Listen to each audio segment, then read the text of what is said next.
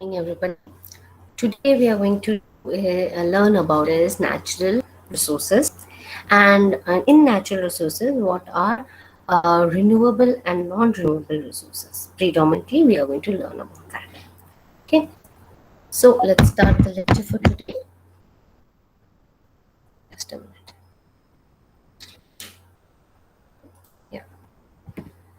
So, what are natural resources? Natural resources are that occurs in nature that is known as natural resources like sunlight, minerals, plants, animals, rocks, all are part of natural resources. Now, natural resources uh, exist without any action of the mankind. So, these are the resources which exist naturally, not without any interventions of the human activity. So, this includes resources of valued characteristics such as commercial and industrial uses. It also has a value of aesthetic beauty, scientific interest, and cultural value on the earth. So it includes sunlight, atmosphere, water, land, all types of minerals, along with vegetation, all type of plant, vegetation, animal life are part of natural resources. Natural resources can be part of our natural heritage or protected in natural reserves. Particular areas such as often featured as biodiversity and geodiversity in these ecosystems, natural resources may be classified in different ways. So natural resources are material and components sometimes that can be used and can be found within the environment itself. So it is natural resources particular is often seen in particular area like rainforest, evergreen forest, then you have bird sanctuaries. All these are part of natural resources. Even coal mine, gold mine, mineral, all they are part of natural resources because they are existing in nature. So, particular area often featuring biodiversity, geodiversity, and in their ecosystem is part of natural resources. The natural resources may be classified in different ways. Like natural resources can be classified as material and component that can be found in the environment. So every man-made product is processed of natural resources. A natural resource may exist as a separate entity, such as fresh water, as as well as living organisms such as fish, or it may exist in an alternative, alternate form that must be processed to obtain the resources, like such metal ore, rare earth elements, petroleum are most form of an a common form of energy sources, or you can call it conventional sources of energy. So there are much debatable topic worldwide over natural resources allocation, and this is particularly true during the period of increased scarcity and shortage. So the depletion or overconsumption of resources relate is driving us towards the depletion and scarcity of or the shortage of these resources. Uh, let's come to a classification of natural resources. So, natural resources can be classified in two categories, that is, renewable and non renewable resources. So, when we come to understand what are renewable resources, the resources that can be replenished naturally in the course of time are called renewable resources. Like for example, air, water, sunlight, wind are part of renewable resources. So if we are using it for some economical benefits, for the benefit of the mankind, we have these resources that can be renewed, okay, and can be reused. So which we have the capability of reviving and replenishing itself. Like water, Water replenish itself through water cycle. Okay, sunlight is a continuous process, so it happens because with the diurnal change, with the seasonal change. Similarly, wind also is a renewable process, because it is a continuous phenomena till the earth is rotating. We have all the natural phenomena is activated on the earth. We have wind as a renewable resources because it replenish itself, right? uh, they can be used at varied uh, action and activities for the benefit of mankind. So renewable resources, also known as the flow resource. So it is a natural resource which will replenish to replace the portion depleted by the use or the consumption. So more we are taking in oxygen, oxygen is also replenished through the plant, the diurnal change. In the daytime, the plants, take in carbon dioxide, give out oxygen in the process of making their hydrocarbons for the survival. Similarly, so this oxygen cycle is replenished. Similarly, water cycle is also replenished. So we are, if we are using water for some purposes, it is again going back to nature, it is again going back, becoming a part of the cycle. Through evapotranspiration, through evaporation, the water will become part of the atmosphere, and again it will start precipitating in a form of snow, ice, or rainfall, and again become a part of water body, whether it is on the surface or on the ground. So it can be it is replenishing itself. So for whatever we are using, it will again be replaced by the amount we are using it. So either though through natural reproduction or other recurring processes in an infinite amount of time in a human time scale, it is possible. So when such recovery rate of resources is unlikely to over exceed the human time scale, they are called perpetual resources. So renewable resources are a part of earth natural environment and the largest component of its ecosphere. A positive life cycle assessment is a key indicator of resources and sustainability. So, the definition of renewable resources may also include agricultural production, as agriculture production and its extent water resources. So in 1962, Paul Alfred Weiss defined renewable resource as the total range of living organism providing man with life fibers, and other supportive system are part of renewable resources. So another type of renewable resource is renewable energy resources.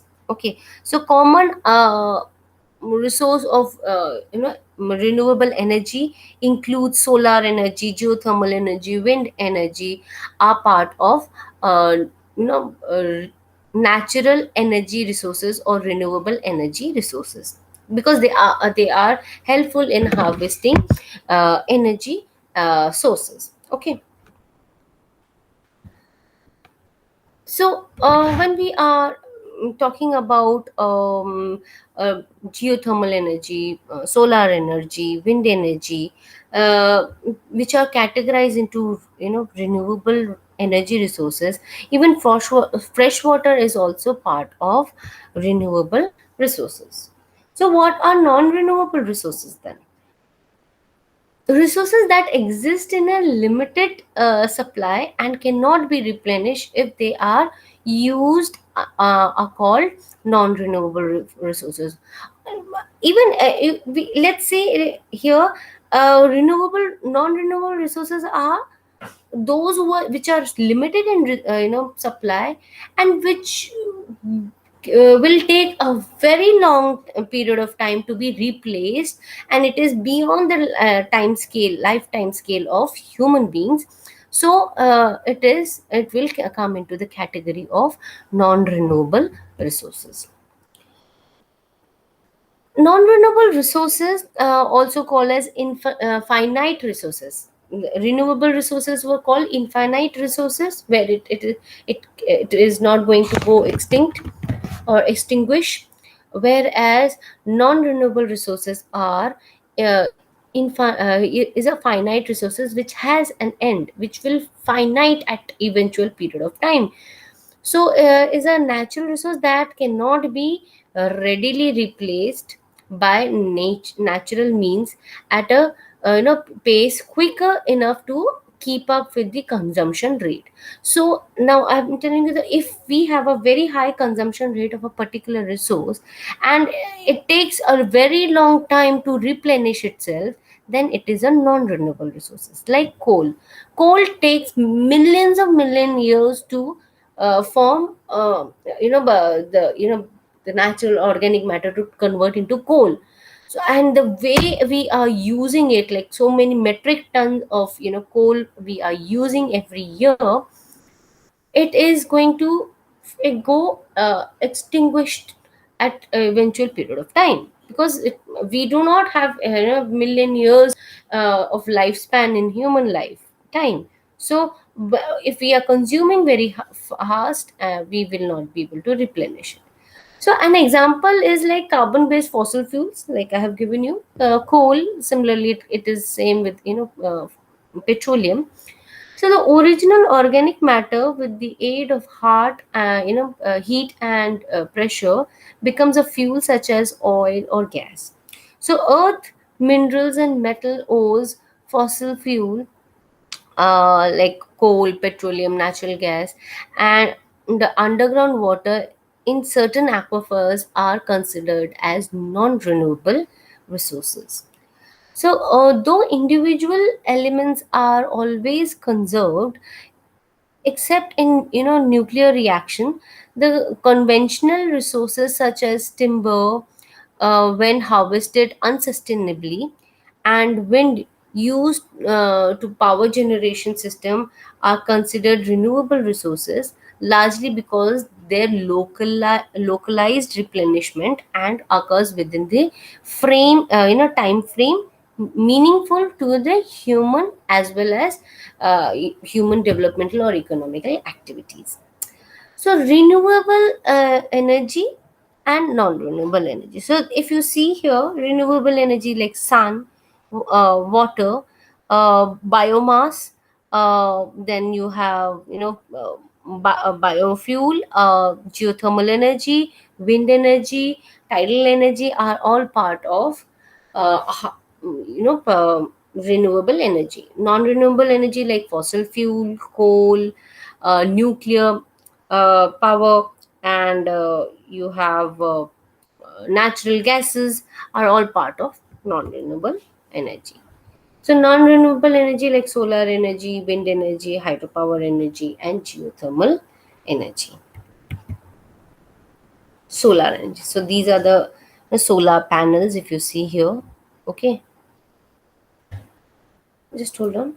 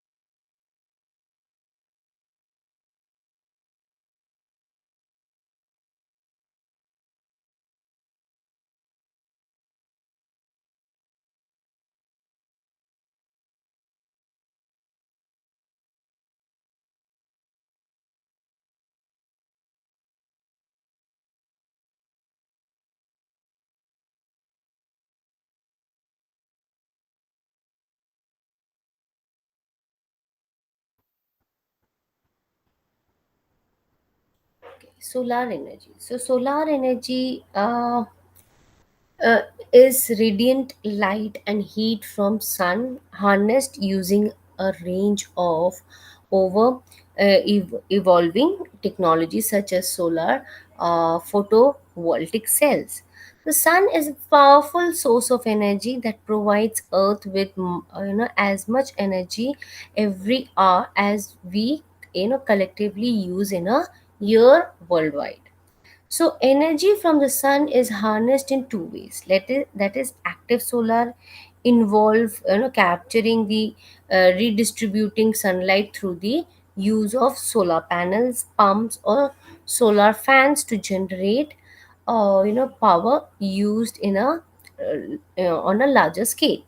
Then you have passive solar work, that is to reduce the amount of energy traditionally used to power a location, such as building or houses. For example, a building a house in a natural direction of sunlight to trap the sun's heat is you know part of using passive solar energy. Okay, so again, solar energy is radiation from the earth, from the sun, capable of producing heat, causing chemical reactions, or generating electricity. So the total amount of solar energy incident on earth is a vastly in exercise of the excess of the earth's current uh, usage worldwide. Okay. uh, so if suitably harness these energy, these highly diffuse sources has a potential to satisfy the need of the energy for the future. Okay, so increasingly attractive, such as renewable resource it is, the source because of it is inexhaustible, and the supply is non-polluting in character. So the use of solar energy is basically, we can also categorize into uh, clean energy. So sun is being an extremely powerful energy source, and it also, the solar energy also being the clean source of energy, we can harness and have a better sustainable developmental activities. Okay, so now potential of solar energy is enormous, since about 20 million times in the world's total daily electric energy generation capacity is received by earth every day. So in the form of solar energy, unfortunately, it is thought that the solar energy itself is a free and high free. The high cost of the collection and conversion of the solar energy and the storage is still limited at exploitation in the and also exploited in many places. The solar radiation can be converted either into thermal energy or electric energy. So though the former is easier to accomplish, so solar energy converted into thermal energy is much easier to process, whereas solar energy to be converted into electric energy is a little complicated or far-fetched technology. So among the most common thing is that the thermal energy from taken out from sun. So the flat plate of solar energy and convert it into thermal energy are a flat plate collectors, which are used for solar heating. uh, like application, because of this intense solar radiation, the earth's surface is also low, and these collectors must be large in the areas. Okay, so now energy from the sun harnessed in two ways we have learned, that is active and the passive. Then we have wind energy. Okay, so what do we have in wind energy is that uh, the electric energy that is obtained from harnessing wind uh, with the windmill or wind turbine is called wind energy. So what is a wind energy? The technique of generating electricity with the help of windmills or wind turbines are called wind energy. So winds are caused by uneven heating of the atmospheric differential heating at the different areas will cause high pressure and low pressure areas, which will generate the movement of the wind, where wind is moving from high pressure to low pressure area. Okay, so what will happen here? uh, when wind is moving from high pressure to low pressure, there is a movement of wind, and the greater the pressure gradient is, the faster the movement of the wind will be. So the problem here is that, just hold on.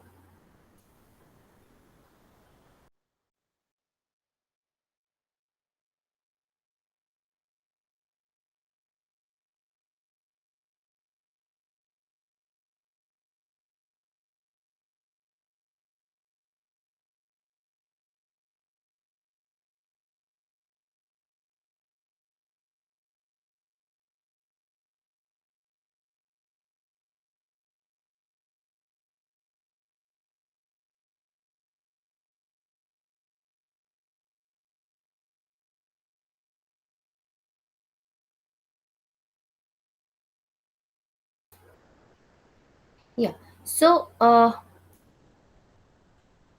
when turbine converts the kinetic energy of the wind into mechanical power, and the large wind farms consist of hundreds of individual wind turbines, which are connected to electrical power transformation network and so on. So wind power from energy conservation, in which turbines convert the kinetic energy of wind into mechanical energy or electrical energy that can be used for power. Now wind power is considered as renewable resources, as we know, and it has been first used as a windmill. So when wind energy was used to grind wheat and millets and all these things, to and also pumping out water from the ground, were used at the ancient period of time. Later on, wind turbines were commercial, modern commercial wind turbines were used for producing electricity by using rotational energy to drive the electrical generator or dynamo, a motor. All right. So wind turbine, when it moves, it requires certain amount of force of wind to make the turbine. Sorry, the wind blade move. Okay, so the areas that are grouped into wind power classes, that are ranging from 1 to 9. So wind power classes, class of 3 or above, are areas that are suitable for wind farms. Now equivalent to wind power density, that is of about 150 to 200 watt per square meter, or even wind power of about 5.1 to 5.6 meter per second of the wind movement. Now this is a suitable utility scale of wind power generation. So although some sites are may also be found in areas that has a class 1 suitability, where the wind movement is very slow and the generation of the wattage is also very low. So wind power of solar wind energy will require, are on three categories, like small scale generation, local scale generation, and generation of wind energy for a large scale generation of wind, like so that it can transform its electric energy to through the grid, uh, through the electric grid along the state or along the areas. All right, it is a more wider range of using. Yeah. So hydropower energy source, hydropower, what are like hydropower stations? We know using the kinetic energy of water to generate heat. Okay. So what do we have in hydropower? Hydropower is the hydropower is the energy derived from falling water or running water. So falling water is, channeled through water turbine. Okay. Now, the pressure of flowing water in turbine blades and rotation of shaft, and drives the electric generator, converting the motion of into electric energy. But hydroelectric power does not necessarily require a large dam. Some hydroelectric power plant just because has a small canal to channels the river water through turbines. Okay. So hydropower,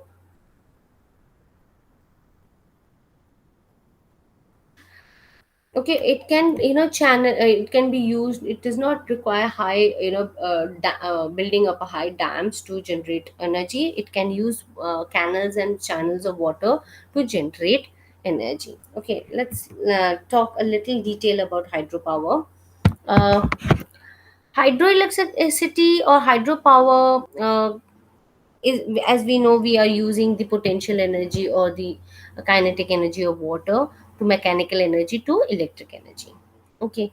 And the generation of hydro electricity power, that is water is collected or stored, or used the motion of the water to generate the energy. Okay. So there are very different, there are different types of, generation. Like you have you use dams, we use channels, we use in stream water barrage for, generation of hydropowers.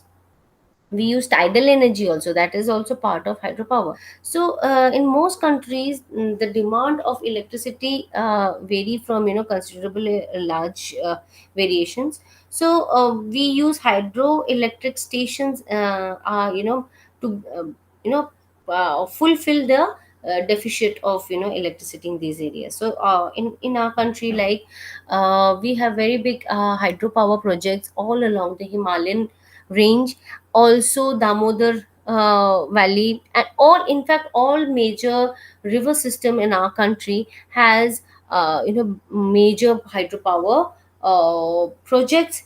Apart from that, there are small local scale hydropower projects too, which are capable of, or has a capacity of generating electricity for the locality. Okay. Then we have geothermal energy. Geothermal energy is basically the energy source of earth. So geothermal energy is generated and stored in the it's energy that is stored in the earth. So thermal energy is, that determines the temperature of the matter, and geothermal energy of the earth crust originate from the origin formation of the planet. Okay. So and basically it is the heat of the earth is basically the radioactive decay of the minerals which is there on the earth core. So geothermal gradient, which is difference in the temperature between the core of the planet and the surface, drives a continuous conduction of thermal energy in the form of heat from core to the surface. So resources of geothermal energy ranges from shallow ground to hot water, and hot rock found near uh, miles beneath the earth's surface, and down even deeper to the extreme high temperature of the molten rock are called, that is called magma, are also sources of, geothermal energy. What are the pros and cons of renewable energy? Okay, let's talk about the pros and cons. Like solar energy, uh, the beneficial part is like we save money. It is a cleaner source of energy. A lot of money can be saved through, it just by installation of power plant, solar power plant. Installation may look initially expensive installation, but that can be replenished through the saving of the, what we are spending on the getting the energy source from fossil fuel. It is a greener source of energy, so we do not have to spend more money to keep the environment happy and green. So the pollution produced by the burning of the fossil fuel, like petroleum, and cutting down the trees for energy, can be decreased to a greater extent and help the environment in total.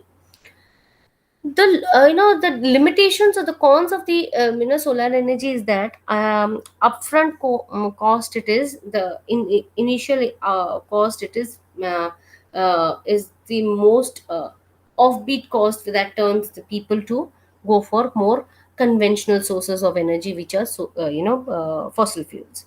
So some people hold off on purchasing solar panels because they imagine that they cannot afford the initial expense, but the amount spent on installation of solar panels can be gained in a few years, as they save on electricity produced from traditional sources such as coal, wood, and petroleum, and so on. So now then, when we have maintenance, like homeowners unfamiliar with solar technology sometimes fear that it is a complex technique, and repair will be very expensive, and regular what you called maintenance is a complicated process. So in fact, solar panel have no moving parts, so there is no fear in it, and no wear and tear along it. So once you install a solar panel, it runs the photovoltaic cells runs for a very long period of time. So the rain is generally sufficient to keep the panel free from the dust and the grime. So the daily the usual rain and precipitation that happens, it is capable of cleaning the panel in a periodical manner. Then the pros and cons of wind energy is green source of energy. Pros: and does not cause any pollution. The potential of wind is enormous, that is 20 times more than what the entire human population needs. So the operational cost associated with power is also low. The loss is that the wind is a fluctuating source of energy, so it is not wind is not a constant source of energy. So because sometimes you are having wind in that area, sometimes that area is not facing any wind at that period of time, or the wind flow is not strong enough to make the turbine rotate. So in it is not suitable to meet the basis of base load energy and demand, unless some of the energy storage is utilized. So manufacturing and installation of wind turbine requires heavy front investments, and both in commercial and residential applications. So wind turbine can be treated to in areas like wildlife areas, like for, it can it can be very harmful for birds. It can be harmful for bats, where it can intercept with their flying patterns. Hydropower, like the benefits of hydropower is it electricity is very reliable source of energy. It is Hydropower is a reliable source of energy, and it is widely used apart from the conventional sources of energy. There are very little fluctuation in terms of electricity, electric power, and it's being by the plants, and unless there's a different output it is desired for. Now, adjusting water flow and outflow of electricity is also easy. So at times there are power consumption is low, so water flow is reduced, and the magazine level are also being conserved for time when water consumption is high. The limitations here is that hydroelectric power plant may affect fishes in its complex interaction, like between numerous physical and biological factors. It can like marine life force can be affected, as fish cannot migrate upstream, and the free and similarly building up a dam can engulf a lot of land area. uh, Building power plant in general, it is in a general an expensive project. Electricity generation and energy price are directly related to how much water is available, and drought could be a potential effect to these areas. Geothermal energy is like uh, no fuel is required, but the subject and the same fluctuation, and solar and wind energy is the same. So the smallest land land footprint of many major sources eventually is, limited to the supply. The prime sites are often, some population centers lost due to, long distance transmission and electricity. So sulfide dioxide and silicate are some of the problems in generating the non-renewable. Non-renewable resources are oil, natural gases, coal, and nuclear resources. Like oil, we know, the crude oil. Liquid petroleum or crude oil is commonly non-renewable, is a very, non-renewable resource in fluid. And the fossil fuel that is being used as not faster than new reserves are, discovered. The oil supply may only, last through the middle of the century. The industrial nations, with the US far in the lead, are the biggest consumption of these crude oil. So gasoline, heating oil, diesel are primary use of the resources. And we also manufacture, other chemicals, industrial chemicals and plastics for other utility. But they also have a harm. They also harm the environment in totality. Natural gases is also fossil fuel formed from the layers of the buried plants and gases, and animals are exposed to an intense heat and pressure over thousands of years. Now, this energy that the plant originally obtained from the sun is stored in the form of chemical bond in the natural gases. So, it is primarily composed of methane, but contains ethane and propane and butane as well. So, once drillers extract natural gases, processing plant removes the propane and butane for use as a liquefied petroleum gas. Okay, so the household and industrial fuel uses this LPG gases, that is also a part of coming out from fossil fuel. Now, according to the current usage, the statistics and the volume of the worldwide reserve that supplies natural gases should last another century. So it will be only another century that we are going to have these natural gas facility of natural gases. Okay, coal. Now, coal, which is primary source of energy in India, and it produces millions of years to for pressure on original organic matter of plant debris and underground. So it combustible black or brown, brownish blackish sedimentary rock, usually occurring in, rock strata in layers or wine called coal bed or coal seam. So anthracite is the purest form of coal, containing about 94 to 95% of carbon. At the power plant, the coal is commonly burned in a boiler to produce steam, and steam is run through a turbine to generate electricity. Now, global supply of coal, there is given the current rate at which it is used, should at least, last 2 centuries. Now, energy, nuclear energy, again, nuclear power energy is the use of exothermic energy sources or through nuclear fusion. Now, the term include nuclear fusion and nuclear decay and nuclear fission. So presently, nuclear fission of element in an anti-side series of, periodic table, that is, vast majority of nuclear energy is uh, direct service of is basically used for generating heat, and it is through that it is generating electricity.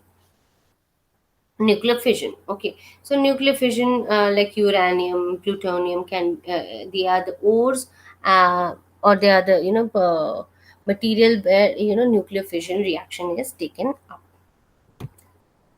The step to be taken, converting the natural resource, conservation of natural resources, that reduce, reuse, and recycle.